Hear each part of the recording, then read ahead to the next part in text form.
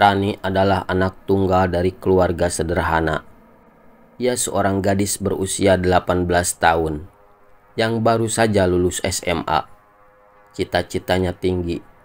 Ia ingin melanjutkan kuliah di kota besar, jauh dari desa kecil, tempat ia dibesarkan. Setelah diterima di salah satu universitas negeri ternama di kota itu, ia memutuskan untuk datang lebih awal, mencari tempat kos sebelum tahun ajaran baru dimulai. Ayahnya seorang buruh tani, ibunya ibu rumah tangga. Meski hidup pas-pasan, mereka sangat bangga karena Rani berhasil lolos SNPTN dan diterima di jurusan ilmu komunikasi. Satu-satunya jalan keluar dari kemiskinan adalah pendidikan, kata ayahnya saat mengantar Rani ke terminal. Rani berjanji dalam hati, ia akan kuliah dengan serius. Ia ingin kelak mengangkat derajat orang tuanya. Setibanya di kota, Rani menginap sementara di rumah sepupu ibunya, Bu Yanti. Tapi karena rumah itu jauh dari kampus dan penuh sesak, ia mulai mencari kos. Setiap hari, Rani menyusuri jalanan, mencatat nomor kos dari tiang listrik, dan bertanya-tanya ke warung-warung kecil. Namun, yang murah sudah penuh, yang bagus terlalu mahal. Siang itu, dengan tas ransa di punggung dan peta kos dari internet, Rani menyusuri jalanan sempit di dekat kampus. Satu persatu kos ia datangi, hingga ia sampai di sebuah gang yang sunyi, yang sepi dari lalu lalang kendaraan. Di ujung gang itu, berdiri sebuah bangunan tua berlantai 3, dengan pagar besi berkarat yang separuh terbuka. Dari luar, bangunan itu tampak sepi, tapi ada plang kecil yang nyaris tak terbaca, bertuliskan kos putri tersedia, kamar kosong. Rani merasa ragu, tapi rasa capek dan harapan membuatnya mendekat. Ia mengetuk gerbang, lalu menekan bel kecil di dinding. Tak lama, seorang wanita paruh baya muncul. Wajahnya pucat, matanya sayu, namun tersenyum ramah. "Sedang cari kos, nak?" tanyanya lembut. "Iya, Bu. Saya kuliah di sini, baru cari tempat tinggal." "Oh, cocok. Masih ada beberapa kamar kosong. Ayo masuk. Ibu antar lihat-lihat," ujar ibu pemilik kos. Rani mengikuti wanita itu masuk. Aroma bangunan tua dan kelembaban langsung menyambutnya. Dindingnya berjamur, lampunya redup. Tapi wanita itu tetap tersenyum, membimbing Rani ke lorong yang panjang.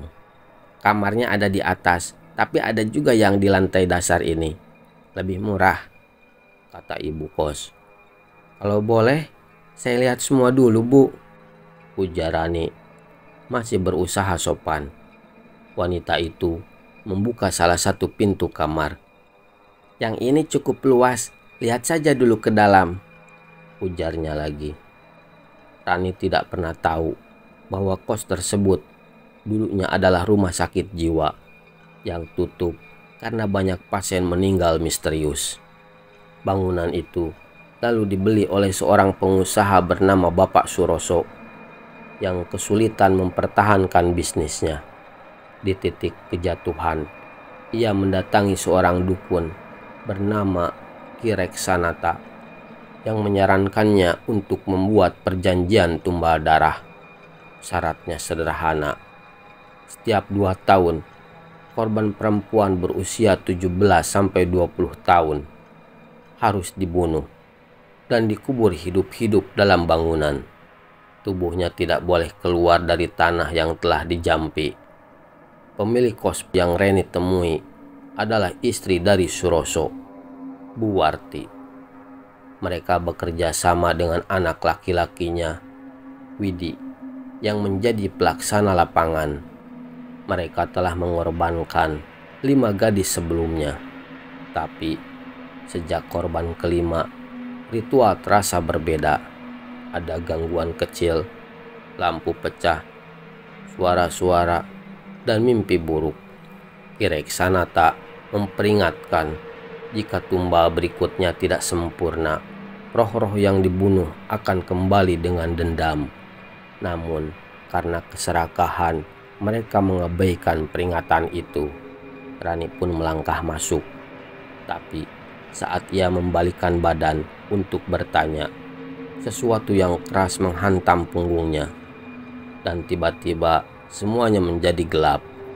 Rani terbangun dalam keadaan lemas. Tangan dan kakinya terikat. Mulutnya dilakban. Sekelilingnya gelap dan dingin. Ia berada di ruang bawah tanah. Bau darah dan besi memenuhi hidungnya. Di sekitarnya ada sisa-sisa kain, boneka rusak, dan tulang belulang manusia. Langkah kaki terdengar menuruni tangga kayu. Wanita tadi muncul, namun kini tak lagi tersenyum ramah. Matanya merah. Di belakangnya muncul 2 orang pria, satu tua dan satu lebih muda, memakai jubah hitam. Rani menangis. Tubuhnya menggigil, tapi tak ada yang bisa ia lakukan. Malam itu, Rani dijadikan tumbal pesugihan. Tubuhnya dipersembahkan, darahnya digunakan dalam ritual yang disebutkan akan membuat pengusaha kaya yang ikut serta menjadi lebih makmur. Mayat Rani tidak pernah ditemukan. Ia dikuburkan dalam dinding ruang bawah tanah, di semen, bersama korban-korban lainnya. Rani adalah korban ke-6 dan berbeda dari yang lain. Roh Rani tidak bisa pergi. Ia dibunuh dengan penuh amarah, penuh penderitaan, dan dalam keadaan masih suci. Saat jiwanya tercabut, ia melihat sendiri bagaimana Bu Warti tertawa di atas tubuhnya, dan Widi menyemen dinding di mana jasadnya disembunyikan. Namun arwahnya tidak menuju alam baka. Ia tetap tinggal, terpaku di ruang gelap itu. Tubuh tak bisa keluar, jiwa tak bisa tenang.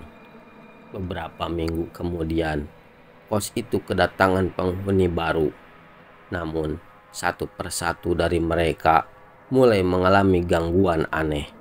Suara tangisan dari bawah lantai, pintu kamar terkunci sendiri, dan mimpi buruk tentang gadis terikat dan disembelih. 1 bulan setelah ritual, Widi bermimpi buruk. Dalam mimpinya, ia sedang di ruang bawah tanah dan melihat tubuh-tubuh korban lama duduk berjajar. Semuanya tersenyum, kecuali 1. Gadis di ujung lorong berdiri, membelakanginya. Tubuhnya menggigil. Kain kapan masih basah darah. Ketika gadis itu berbalik, itu Rani. Matanya hitam, tangannya berdarah. Ia merangkak cepat dan berteriak tanpa suara. Widi terbangun dengan tubuh basah kuyup. Tapi yang membuatnya membeku bukanlah mimpi, melainkan bekas telapak tangan berdarah di kaca jendelanya. Keesokan malamnya, Widi ditemukan tewas di kamar mandi. Tubuhnya penuh luka cakaran. Di cermin kamar mandi tertulis dengan darah, "Aku masih di sini."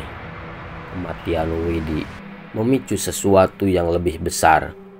Rani kini bisa muncul di dunia nyata. Ia bangkit sebagai pocong.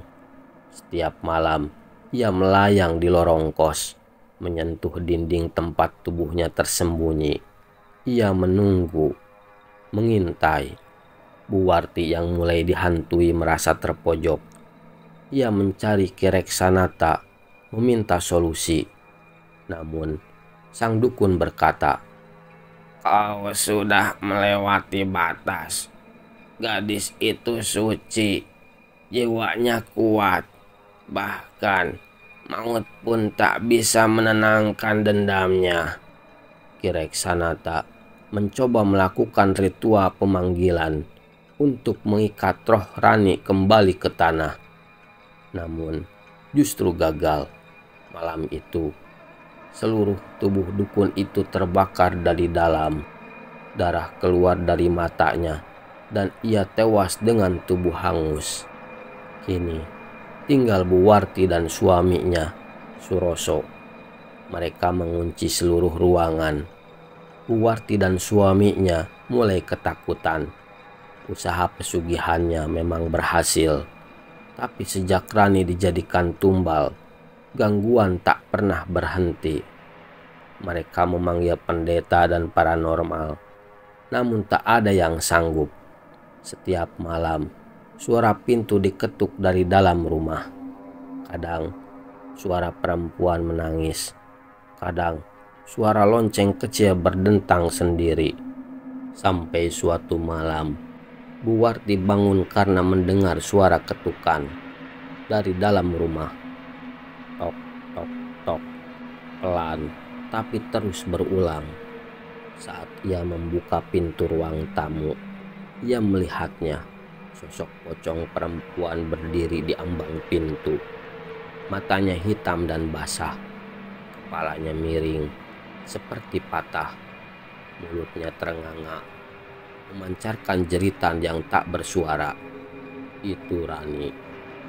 Buwarti menjerit, namun pocong itu melayang cepat dan menubruknya. Mayat Buwarti ditemukan 3 hari kemudian di ruang bawah tanah. Tangannya terikat, mulutnya penuh tanah, dan wajahnya menunjukkan ekspresi ketakutan luar biasa. Suroso akhirnya ingin kabur ke luar negeri, membawa uang pesugihan yang ia dapat. Namun saat ia masuk ke mobil, Rani sudah duduk di kursi belakang.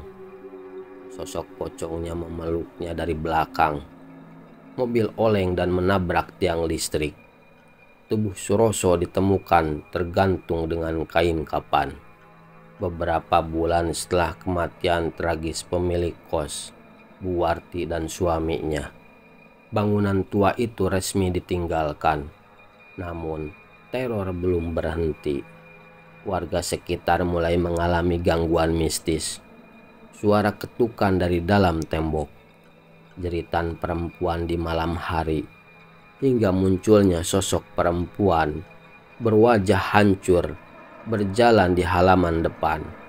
Puncaknya, seorang pemulung ditemukan pingsan di depan gerbang kos dengan mata melotot dan bibir bergetar. Saat sadar, ia hanya bisa berucap pelan, dari dalam dinding mereka menangis." Kabar pun menyebar. Wartawan lokal mulai menyelidiki sejarah bangunan itu. Beberapa mantan penghuni kos yang dulu sempat tinggal di sana mengaku pernah mendengar suara-suara aneh. Bahkan ada yang mengaku sempat melihat sosok pocong perempuan di tangga. Akhirnya seorang warga bernama Pak Arif yang dulu sering membantu antar air galon ke kos tersebut memberanikan diri melapor ke polisi, menyatakan kecurigaannya bahwa ada praktek sesat dan orang hilang di dalam bangunan itu. Polisi datang bersama tim forensik dan didampingi tokoh masyarakat. Mereka menggeledah bangunan itu yang saat itu sudah penuh tumbuhan liar dan lembab. Anjing pelacak mengendu sesuatu dari bilik dinding ruang bawah tanah.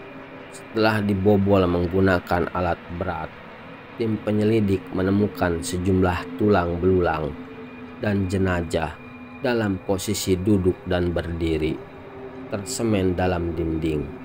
Sebagian mayat sudah berupa kerangka, namun beberapa lainnya masih cukup utuh. Total ditemukan 6 jasad perempuan muda. Pakaian, aksesoris, dan sisa dokumen di sekitar tubuh dikumpulkan untuk proses identifikasi. Salah satu jasad dikenali sebagai Rani berdasarkan catatan gigi dan gelang pemberian ibunya yang masih melingkar di pergelangan tangan kiri. Kasus ini pun menjadi headline nasional. Kepolisian menetapkan almarhum Suroso, Buwarti, Widi, dan Dukun Kirek Sanata sebagai pelaku pembunuhan berantai sekaligus bagian dari sindikat pesugihan.